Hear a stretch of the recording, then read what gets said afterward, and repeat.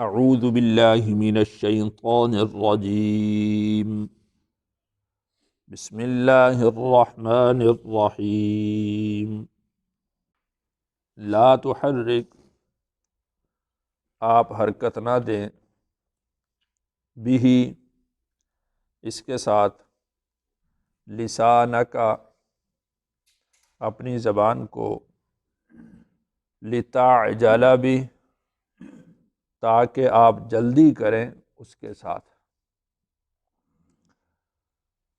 ابتدائی زمانہ میں رسول اللہ صلی اللہ علیہ وسلم حضرت جبرائیل امین علیہ الصلاۃ کے ساتھ ساتھ تلاوت کرنے کی کوشش کیا کرتے تھے، تو اللہ تعالیٰ نے رسول اللہ صلی اللہ علیہ وسلم کو اس بات سے روکا کہ آپ اس کے بارے میں فکر مند نہ ہوں، اور وہ تلاوت کرنا بھی اسی وجہ سے تھا کہ کہیں ایسا نہ ہو کہ حضرت جبرائیل چلے جائیں اور مجھ سے کوئی وحی کا حصہ رہ جائے یا چھوٹ جائے۔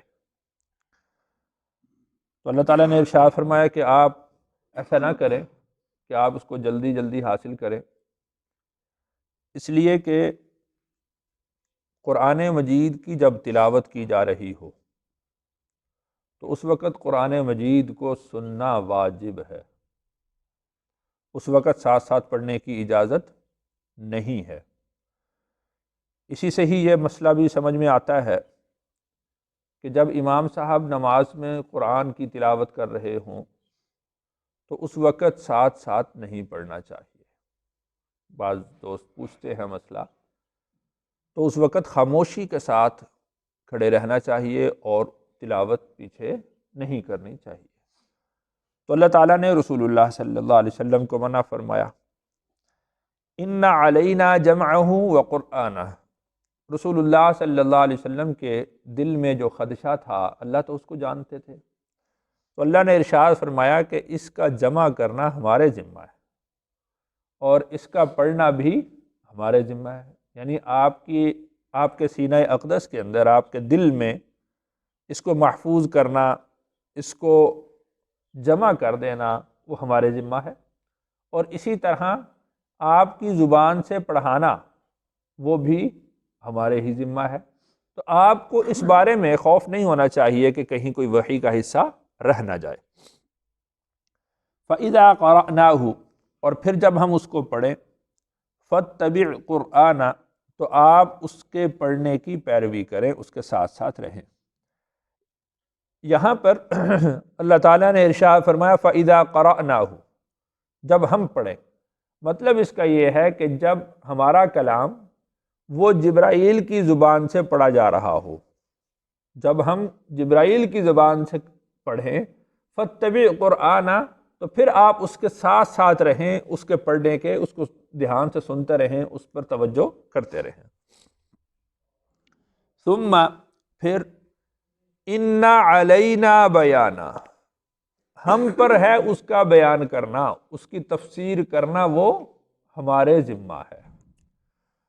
رسول اللہ صلی اللہ علیہ وسلم جب قرآن مجید نازل ہوتا تھا تو اس میں چونکہ آپ علیہ الصلاۃ والسلام کے لیے بھی ایک نئی بات ہوتی تھی، وحی جو اترتی تھی پہلی دفعہ، تو وہ آپ علیہ الصلاۃ والسلام کے لیے بھی پہلی دفعہ ہی ہوتی تھی، تو اس میں کچھ چیزیں ایسی ہوتی تھیں جو پوچھنے کے قابل ہوتی تھی کہ حضرت جبرائیل سے پوچھا جائے کہ اس کا کیا مطلب ہے۔ تو رسول اللہ صلی اللہ علیہ وسلم ابتدائی زمانہ میں وہ درمیان میں پوچھ بھی لیا کرتے تھے کہ اس کا کیا مطلب ہے۔ تو اللہ تعالیٰ نے اس بات کا بھی اطمینان دلایا کہ آپ کو اس بارے میں بھی پریشان ہونے کی ضرورت نہیں ہے۔ ان علینا بیانہ، ہمارے ذمہ ہے اس کا بیان، ہمارے ذمہ ہے اس کو کھول کر بیان کر دینا، اس کی تفسیر کرنا، وہ بھی ہمارے ذمہ ہے۔ یعنی یوں سمجھ لیجئے کہ پورے قرآن کی ذمہ داری وہ اللہ نے اٹھائی، اور پورے قرآن کو رسول اللہ صلی اللہ علیہ وسلم کے سینہ میں محفوظ کرنے کی ذمہ داری بھی اللہ نے اٹھائی، اس کو آپ کی زبان سے بیان کروانا، آپ کی زبان سے پڑھانا، اس کی ذمہ داری بھی اللہ نے اٹھائی، اور پھر ان علینا بیانہ، اس میں کیا کچھ آپ نے بیان کرنا ہے اس کی تشریح تفسیر کیسے کرنی ہے، کوئی سوال کرے گا تو اس کا جواب کس طرح دینا ہے، اور کس بات کا جواب کیا ہے، یہ سارا کا سارا کس کے ذمہ ہے؟ اللہ کے ذمہ ہے۔ اللہ نے خود اس کی ساری تفسیر اور تشریح کی ہر چیز کی ذمہ داری اللہ نے اٹھائی۔ یہاں تک درمیان میں 4 آیات جو تھیں وہ قرآن سے متعلق آئیں۔ کلا بل تحبون العاجلہ، یہاں سے دوبارہ قیامت کی طرف اللہ تعالیٰ نے یعنی جو بیان تھا اس کو پھیر دیا، جس طرح کے پچھلی 15 آیات کے اندر قیامت کا بیان تھا۔ اللہ تعالیٰ نے ارشاد فرمایا کہ کلا، ہرگز نہیں، بل تحبون العاجلہ، بلکہ تم چاہتے ہو، تحبون تم پسند کرتے ہو، العاجلہ جو چیز جلد ملنے والی ہے، وتذرون الآخرہ اور تم چھوڑ دیتے ہو جو چیز بعد میں ملنے والی ہے۔ تو انسان جو ہے یہ جلد باز ہے۔ اللہ تعالیٰ نے ارشاد فرمایا کہ خلق الانسان من عجل، انسان کو جلد بازی میں پیدا کیا، جلد بازی کے ساتھ پیدا کیا گیا ہے، یعنی ہر چیز کہ جس کا نفع جلد ملنے والا ہو، جو فوراً اس کو حاصل ہونے والی ہو، یہ اس کو طلب کرتا ہے۔ تو رسول اللہ اور کچھ لوگ اس طرح کے ہیں کہ جو نیکی میں جلدی کرتے ہیں، اور کچھ لوگ ایسے ہیں کہ جو فانی چیزوں میں اور بیکار چیزوں میں جلدی کرتے ہیں۔ رسول اللہ صلی اللہ علیہ وسلم کی جلدی وہ خیر میں تھی۔ اسی طرح نیک لوگ وہ نیکی کے کام میں جلدی کرتے ہیں کہ ہم اس کام کو جلدی کر لیں، اور اسی طرح جو گناہگار لوگ ہیں، جو نافرمان لوگ ہیں، وہ یعنی ایسی چیزوں کے بارے میں جلدی کرتے ہیں کہ جس کا نفع فوراً اس کو ملنے والا ہو اور اس کے بعد وہ ترک ہو جائے، وہ ختم ہو جائے۔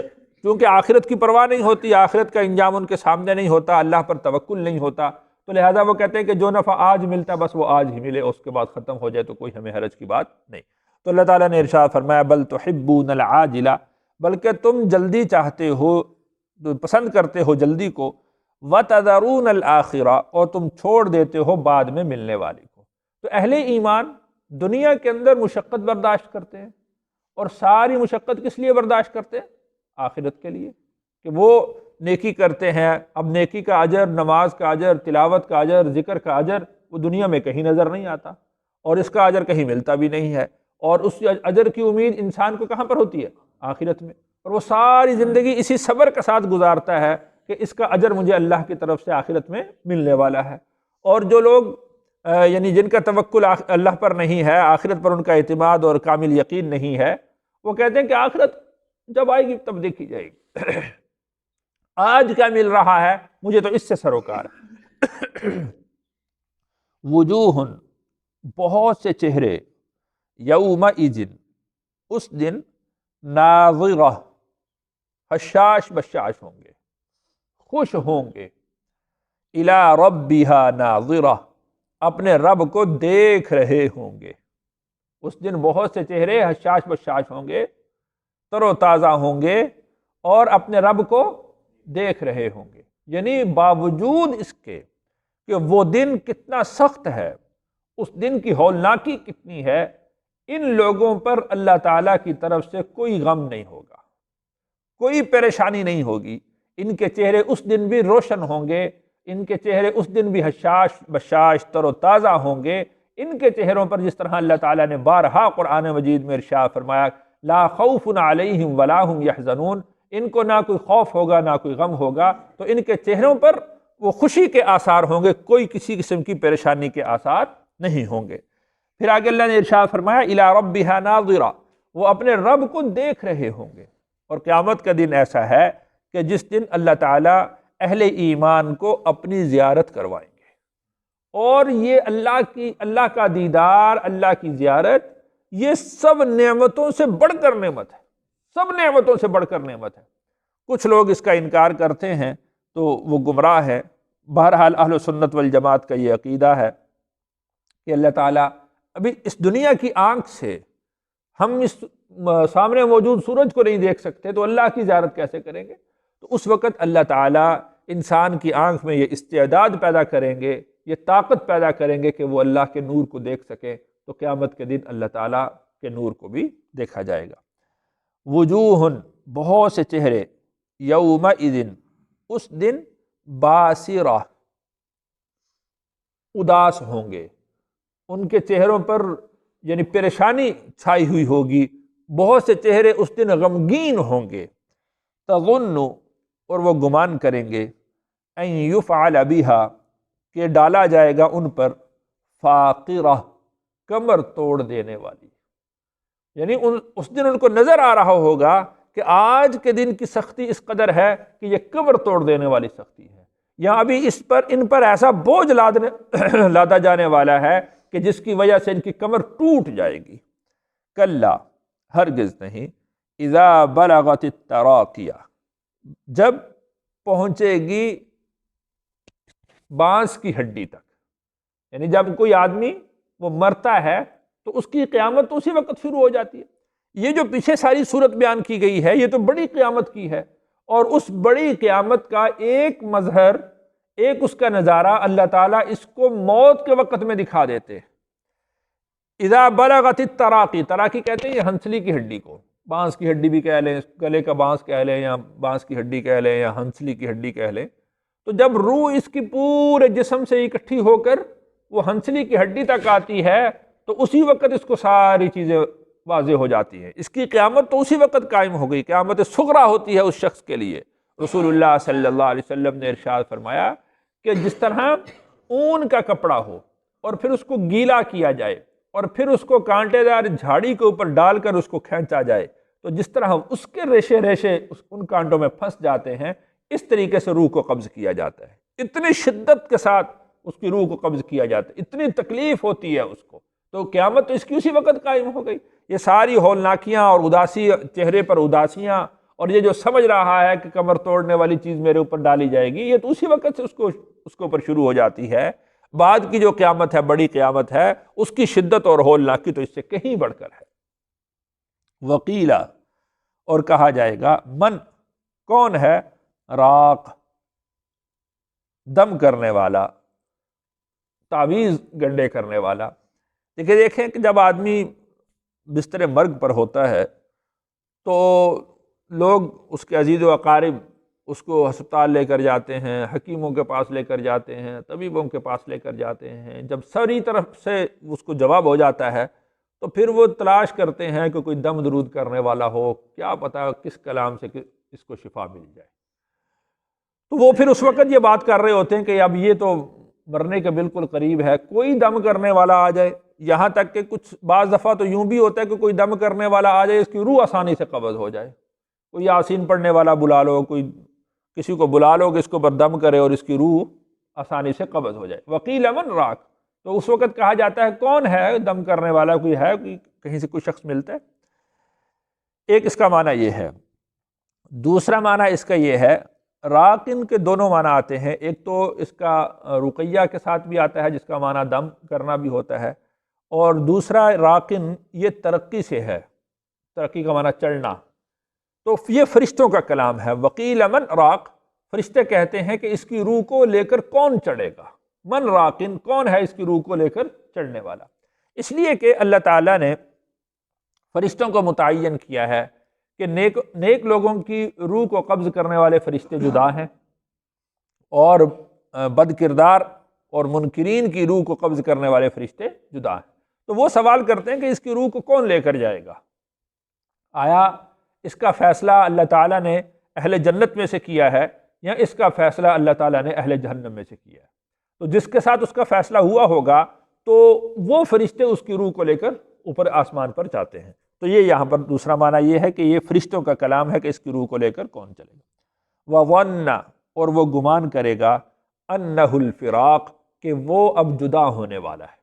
اب اس کو یہ افسوس ہوگا کہ یہ جو میرا مال تھا، یہ جو میرا پیسہ تھا، یہ جو میری اولاد ہے، یہ جو میرے عزیز و اقارب ہیں، وہ میری گاڑی، کوٹھی، بنگلہ، میرا بڑا عہدہ، اب وَظَنَّ أَنَّهُ الْفِرَاقُ اب اس کو یہ گمان ہو رہا ہے کہ یہ سب کچھ مجھ سے چھوٹنے والا ہے۔ اس بات کا اس کو غم ہوگا، اس بات کا اس کو افسوس ہوگا۔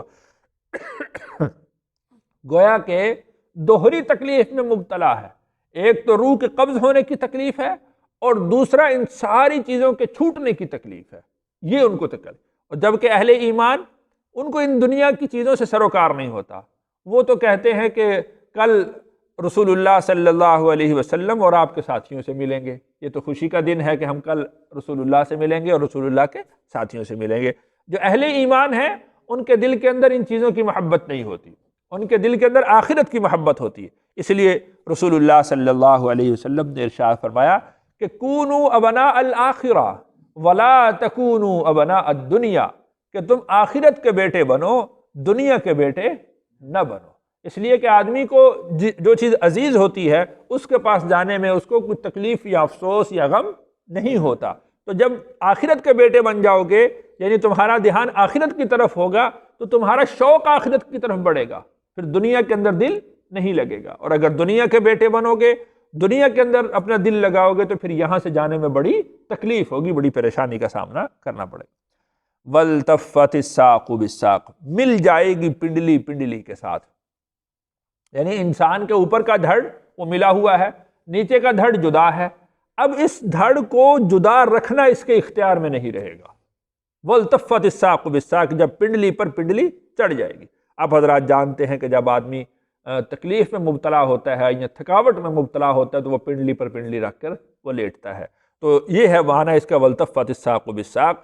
ایک تو یہ کہ اس کا جو بدن جدا ہے اس کو جدا رکھنا اس کے اختیار میں نہیں رہا، اور دوسرا یہ کہ شدت اور تکلیف اس قسم کی ہوگی کہ وہ پنڈلی پر پنڈلی رکھ لے گا۔ اہل عرب کے نزدیک جو یہ ایک محاورہ بھی ہے وَالْتَفَّتِ السَّاقُ بِالسَّاقِ، اور یہ اس وقت بولتے ہیں کہ جب کوئی معاملہ انتہائی شدت کا، سختی کا کسی کو پیش آ رہا ہو تو وہ پھر پنڈلی پر پنڈلی رکھ کے کھڑا ہوتا تھا، اور پھر اس کو یوں کہا جانے لگا کہ پنڈلی پر پنڈلی چڑھ گئی، اس کی پنڈلی پر پنڈلی چڑھ گئی۔ اس کا مطلب یہ ہے کہ اب وہ انتہائی اپنی پریشانی کی انتہا کو پہنچ چکا ہے۔ تو یہاں پر یہ مراد ہے کہ وَالْتَفَّتِ السَّاقُ بِالسَّاقِ، اگر اس کو محاورتاً لیا جائے تو اب یہ ہوگا کہ یہ انتہائی تکلیف اور انتہائی شدت کو پہنچ چکا ہے، اب پنڈلی پر پنڈلی چڑھ چکی ہے۔ اِلَىٰ رَبِّكَ، تیرے رب کی طرف، يَوْمَئِذٍ الْمَسَاقُ، آج کے دن کھنچ کر چلا جانا ہے۔ دنیا کے اندر تو انکار کرتا رہا، کہاں ہے موت، کہاں ہے آخرت، کہاں ہے جنت، کہاں ہے دوزخ، وہ کب قائم ہوگی؟ اِلَىٰ رَبِّكَ يَوْمَئِذٍ الْمَسَاقُ، آج کے دن اس کو کھینچ کر اسی طرف لے جایا جائے گا جس کا یہ ساری زندگی انکار کرتا رہا۔